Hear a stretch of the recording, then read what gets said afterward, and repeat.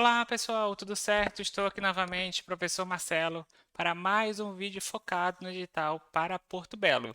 E hoje vou conversar com vocês sobre o Estatuto dos Servidores de Porto Belo. Isso mesmo, então, o Estatuto dos Civis, a Lei 718 de 1993, conforme o edital. Então, bora lá para a sequência. Serão 3 vídeos focados aí no Estatuto, os pontos principais, tá? São bem comuns aí, basicamente, de todos os estatutos de outras prefeituras, né? Vários aspectos similares. Por exemplo, requisitos para investidura no cargo público, que é similar ao nosso edital. Nacionalidade brasileira, gozo dos direitos políticos, quitação com as obrigações militares e eleitorais, nível de escolaridade do cargo, idade mínima de 18 anos, aptidão física e mental. E além disso, o que muda um pouco de prefeitura para prefeitura, 10% nesse caso é o mínimo para vagas PCD. E quais são as formas de provimento? São as formas aí de entrada, basicamente, no cargo público, né? As formas aí de provimento. E aí nós temos o clássico, né, que é a nomeação. Então vocês pretendem aí, né, passar pelo concurso público e serem nomeados. E o restante, promoção, ascensão, transferência, readaptação, reversão, vamos estudar um a um nesse e no próximo vídeo. Bom, o que é a nomeação? Então, a nomeação ela acontece em caráter efetivo, que é a nomeação padrão, né, que é a nomeação que acontece a partir do concurso público. Você vira cargo de carreira. E aí nós temos os cargos em comissão, são os cargos de confiança, de livre exoneração, que são os cargos usualmente políticos, né? Bom, importante que no concurso público, obrigatoriamente é feita aí uma prova escrita, podendo também ter prova prática e prova oral. E no concurso que não exija qualquer escolaridade ou apenas ao nível de grau 1, as provas serão substituídas por provas práticas ou provas orais. Então vejam, né? Então, poderão, né? Por provas práticas ou provas orais. E a admissão de profissionais de ensino será feita exclusivamente com provas e títulos. Bom, então depois aí da nomeação, né, antes de você realmente entrar em efetivo exercício, nós temos a posse. Então você vai receber, né, se Deus quiser, você vai ficar entre os 10 primeiros aí de Porto Belo e vai ser chamado já logo em sequência, né? Acabou a eleição, que já pode chamar, você vai receber um e-mail ou uma ligação lá do RH convidando você, né, para tomar posse, entregar e buscar todas as documentações para comprovar, né, o seu cargo. Bom, depois que você entrega todas as documentações, vai ser marcada a cerimônia de posse. Então, a posse é quando você aceita, né, é a aceitação expressa das atribuições, deveres e responsabilidades inerentes ao cargo, bem como um compromisso aí de formalizar a assinatura do termo pela autoridade competente e pelo empossado. Então vai ter, né? Então você entregou os documentos, vamos supor que em 10 dias, e aí vão marcar sua cerimônia de posse. Então na cerimônia de posse, o prefeito ou o secretário de administração, e você também assina um termo, o termo de posse. Lembrando que, né, a posse deve acontecer em 30 dias depois do ato de provimento, podendo ser prorrogado por igual período a critério apenas da administração. Então, sim, a administração pode prorrogar por mais 30 dias a sua posse. Depois que você entra faz a cerimônia de posse, né, você entra depois em efetivo exercício. Então, o exercício é quando você realmente começa a desempenhar as suas atividades. Então, você vai começar a exercer o seu cargo como guarda municipal. Então, é de 10 dias o prazo para o servidor entrar em exercício contado da data da posse. Então, 10 dias depois que você toma posse, podendo ser prorrogado aí a critério da administração. Normalmente quem faz isso, né, é que tem servidor público às vezes que toma posse, demora para entrar a começar a trabalhar, né? Ou às vezes não arrumou nenhuma casa para alugar ainda. Então eles colocam um prazo do máximo 10 dias, né, para você entrar em exercício. Por isso que normalmente tem um prazo, né? Tem prefeitura que é 15, 20, então Porto Belo para entrar em exercício é de 10 dias depois da posse. E lembrando que a posse é de 30 dias contados da data da publicação.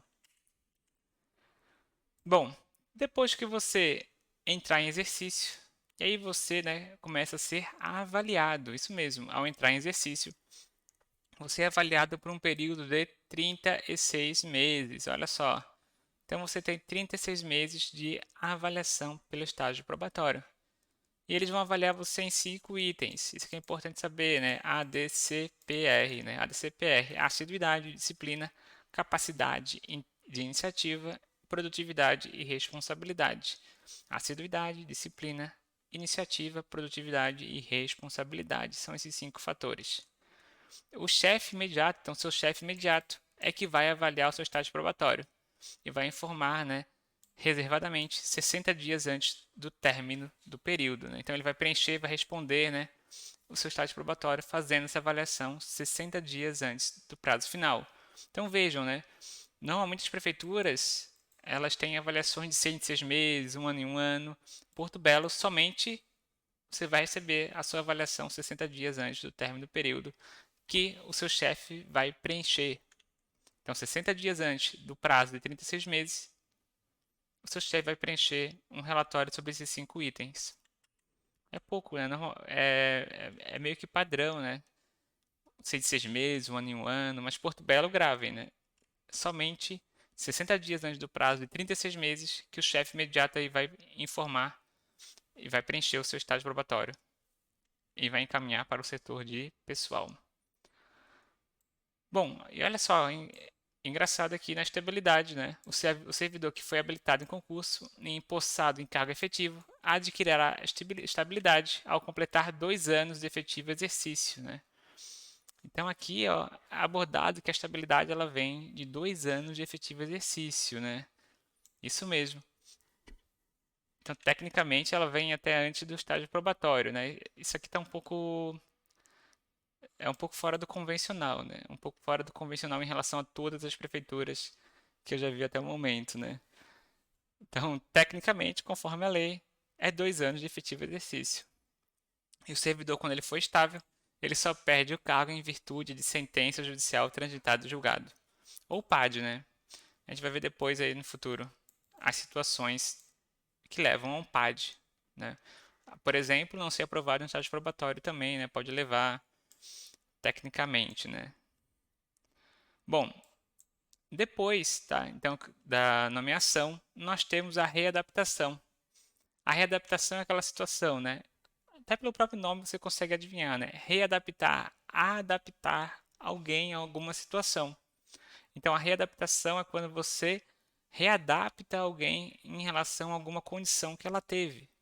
Então, ocorreu uma limitação da capacidade física ou mental. Então, tem professores, por exemplo, que não conseguem mais ficar em pé, um servidor público que não consegue mais escrever, não consegue mais digitar, né? Talvez tenha que readaptá-lo, né? Então, readaptação é o primeiro processo, né, que tu vai ajustar as atribuições e responsabilidades compatíveis com essa limitação. E, no caso, se não for possível, né, readaptar, olha, tentamos aqui, mas não dá, ele não consegue mais trabalhar. Nesse caso, ele vai ser aposentado, né? Aposentado.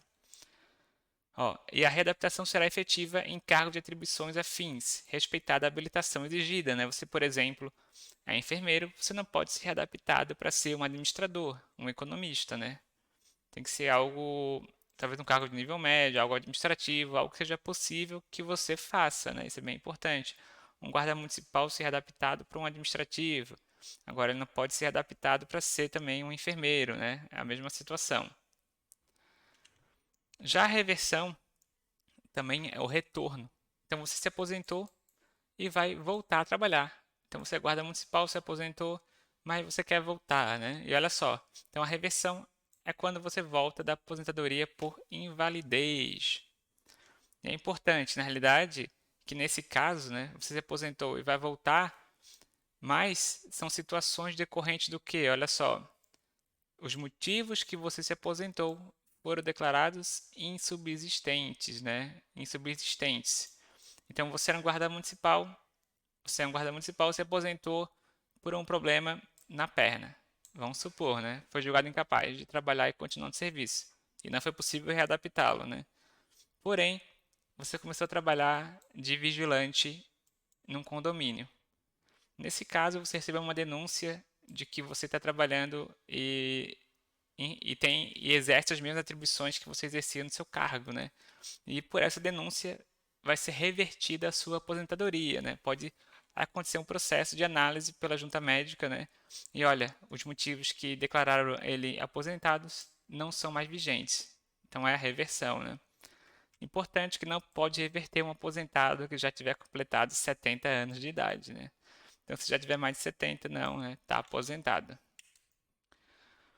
Já a reintegração, ela é a reinvestidura no caso quando você foi demitido, né? Então vamos supor, né, que você foi demitido por um problema com o secretário de Segurança Pública aí do município. Foi basicamente sem um processo administrativo adequado ou até de forma injusta. E você vai entrar com o quê? Com um processo administrativo, um processo judicial. Se você, né, ganhar na justiça a volta ao cargo, você vai ser reintegrado, tá? Você não vai ser nomeado novamente, você vai ser reintegrado. Então lembre, reversão é a volta aí da aposentadoria por invalidez, quando foi declarado insubsistente. E a reintegração é a volta, você está voltando da sua demissão. Então você tinha sido demitido e ou via administrativa ou via judicial você conseguiu a reinvestidura no cargo, tá? E é claro, ó, você vai receber todo o ressarcimento, né? Normalmente quando acontece isso, eu já vi alguns 10, 20 casos aí acontecendo na minha vida pública, né? Nesses 8 anos que eu estou na administração pública. Normalmente é uma briga com o secretário, né? O secretário vai lá, demite a pessoa e tu tem que ter muitos bons motivos, né? Tu tem que ter tudo bem fundamentado para conseguir essa demissão, né? Senão entra na justiça e volta aí, né? E é reintegrado. E ganha aí, né, todos os salários anteriores, atrasados, com juros, multa e às vezes até mais um bônus, né? Bom, depois nós temos aí a recondução. A recondução acontece principalmente, né, decorrente da reintegração. Imagina, né, foi demitido um guarda municipal sem, sem um processo adequado. Beleza, foi demitido. E você foi chamado. Então você foi chamado para ocupar o lugar de um guarda que foi demitido. Então aquela vaga está ocupada agora, né? Só que assim, né, na administração pública, tu só pode chamar conforme a quantidade de vagas que tu tem criada. Se tu tem 10, só pode ter 10 guarda municipal, não pode ter 11. Então imagina, foi demitido um guarda e chamaram você. Você é o 10º guarda. E aí na justiça, esse outro guarda ganhou o direito. Opa, tecnicamente, pessoal, a vaga era daquele outro. Então ele vai ganhar e vai voltar à sua vaga. E você vai estar, tá, nesse momento, em um período em que você será reconduzido. Você vai ser reconduzido aí, né? Normalmente vai ficar em disponibilidade ou vai ficar provavelmente em disponibilidade até que seja aí readequado, né, o seu cargo. Então, sempre que volta um servidor estável ao cargo que ele ocupava, você vai ser reconduzido, tá? Então, ó, as situações que acontecem: inabilitação em estágio probatório e reintegração do anterior ocupante. Então, vejam, reintegração do anterior ocupante. Esse anterior voltou ao seu cargo e agora você vai ser reconduzido ao cargo anterior. E na inabilitação em estágio probatório, ela acontece sempre. Boa parte dos estatutos eles têm o direito de você voltar ao cargo que você tinha como efetivo. Ou seja, você hoje é efetivo de um outro município. Vamos supor que você é efetivo de Tijucas, que é ali do lado, né? E você passou para a Guarda Municipal de Porto Belo. Quando você for pedir demissão em Tijucas, você informa que você vai para outro cargo efetivo, tá? Você informa isso. Ou se você é Guarda Municipal de Porto Belo e passou para a Guarda Municipal de Floripa. Quando você sai, você pode aí, né, solicitar, que Tijucas também tem essa mesma situação, né? E quando você está lá no estágio probatório na outra prefeitura, se você for reprovado, você pode voltar para a sua prefeitura antiga. Sabiam disso? Mas é muito importante que você, no seu pedido de exoneração, informe que você está saindo para assumir um outro cargo. Se acontecer isso, você pode pedir a recondução e voltar ao seu cargo anterior, né? Então, a recondução é o retorno do servidor estável ao cargo anteriormente ocupado. Encontrando-se provido o cargo de origem, o servidor será aproveitado em outro, de atribuições e vencimentos compatíveis com o anteriormente ocupado. Então, vejam. Bom, e a disponibilidade, né? O retorno à atividade de servidor é indisponibilidade faciar mediante aproveitamento. Então, várias situações em que um servidor é reconduzido, né? Pode acontecer de ter um servidor que fique em disponibilidade e ele vai ficar aguardando, né, um cargo de atribuição e vencimentos compatíveis. Bom, quais são as situações de exoneração, né, que estão aí dentro do estatuto? Então, nós temos duas, né? A de cargo efetivo e a de cargo em comissão. A de cargo efetivo da CA, né, vai acontecer a pedido do servidor ou de ofício. E a exoneração de ofício, né, primeira hipótese, quando não satisfeitas as condições de estágio probatório. Sim, então se você for reprovado em estágio probatório, você pode ser exonerado. E 2, quando tendo tomado posse, o servidor não entra em exercício. Lembra que o prazo de 10 dias? Então você foi lá, teve a cerimônia de posse e não entrou em trabalhos depois de 10 dias. Você é exonerado, né? Não precisa nem de um PAD. Isso acontece, às vezes a pessoa vai lá e passa em outro concurso, viaja e esquece até de avisar, né? Isso acontece. Segundo ponto, a exoneração do cargo em comissão dar-se-á ou a pedido da autoridade ou a pedido do próprio servidor também, né? Lembrando as outras situações, né, para os efetivos é mediante PAD, né? Bom, para finalizar, nós temos a remoção e a redistribuição. Olha só, a remoção é o deslocamento do servidor a pedido de ofício. Então, pode ser a pedido dele, né, desde que a administração acate, ou de ofício, no âmbito do mesmo quadro, sem uma mudança de sede. Então, no âmbito do mesmo quadro, você vai pedir seu deslocamento. Então, você está na Secretaria de Educação e você pede para trocar de escola, por exemplo, né? É a remoção. Já a redistribuição, ou às vezes, né, você está dentro da Secretaria de Administração e você sai de uma área para outra, né, da licitação para compras, vamos supor, né?